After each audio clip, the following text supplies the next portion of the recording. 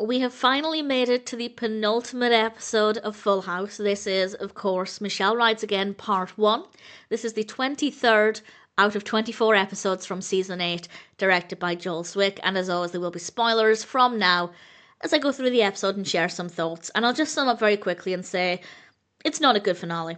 As far as I remember, they didn't find out until pretty late in the day that the show was being cancelled, that they weren't being renewed for another season. So if what I read is correct, they didn't have that much time to cobble together a really decent finale. So fair enough if that's the case, but at the same time, I don't love it. This episode itself isn't actually very good. I mean, it's fine, it's okay, but for a penultimate episode, it's not great. The second episode, the final, is definitely more thought-provoking, more emotional, a little bit more peculiar, but we'll talk about that when we get there. This one, it's a little bit bland, but we need it to get to the next episode. So I'll talk about each aspect in turn, and I'll talk about Michelle last, but then I'll talk about DJ, then Stephanie, then Jessie and Joey. So DJ doesn't have a date for the prom. We learn this when she and Kimmy are discussing things, and that itself is a sign that things are coming to an end. Prom usually signals the end of school.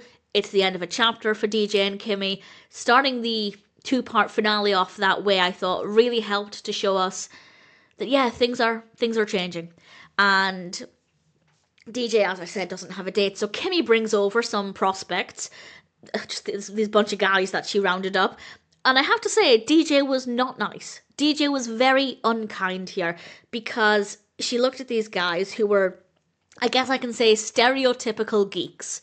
And she asked Kimmy if she'd raided a Star Trek convention, which, first of all, nothing wrong with a convention.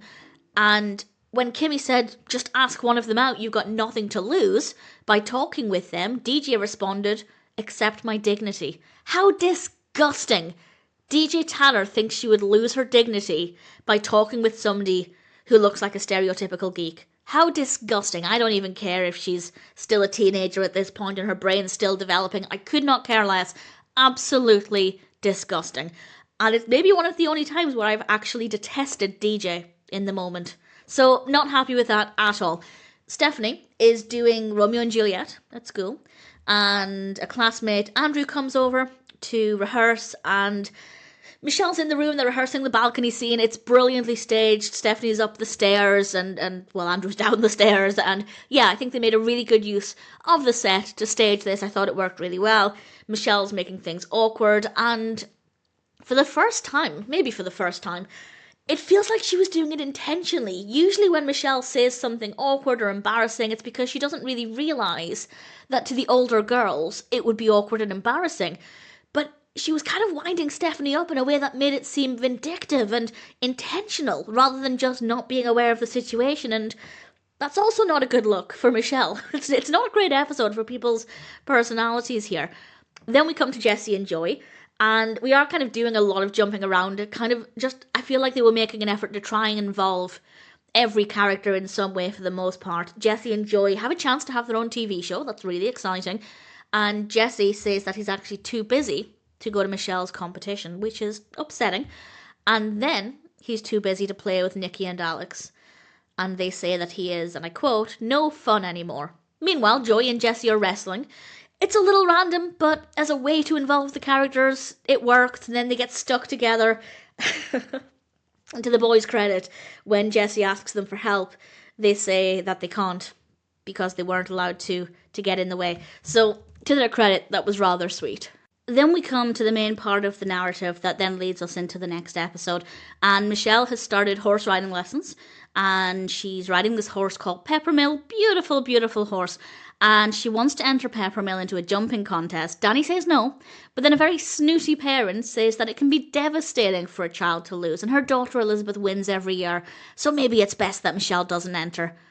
Of course, Danny hears that and decides he's not going to take that, so he says Michelle can enter. He takes her shopping for some proper riding gear. She looks great, and it's really sweet because Mary-Kate Olsen is a big horse rider. She rides still, well, I'll say today, at least a couple of years ago, she was photographed riding, so it's quite sweet.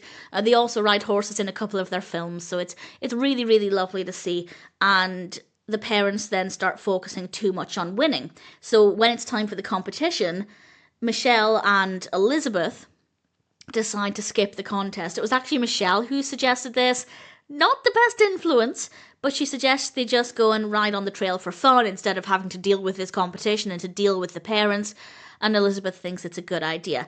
And they both go off on their horses, and I mean, it's so dramatic, but it's not dramatic at all. Very quickly, Michelle falls off of her horse.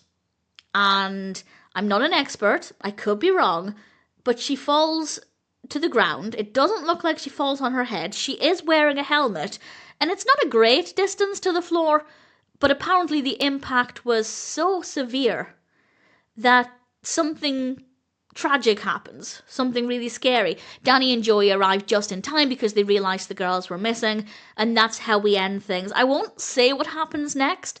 At the end of the episode, at least on Amazon Prime, there is a preview for what happens next. So technically at the end of this we find out what catastrophic thing has happened as a result of the fall, but I won't say, just in case.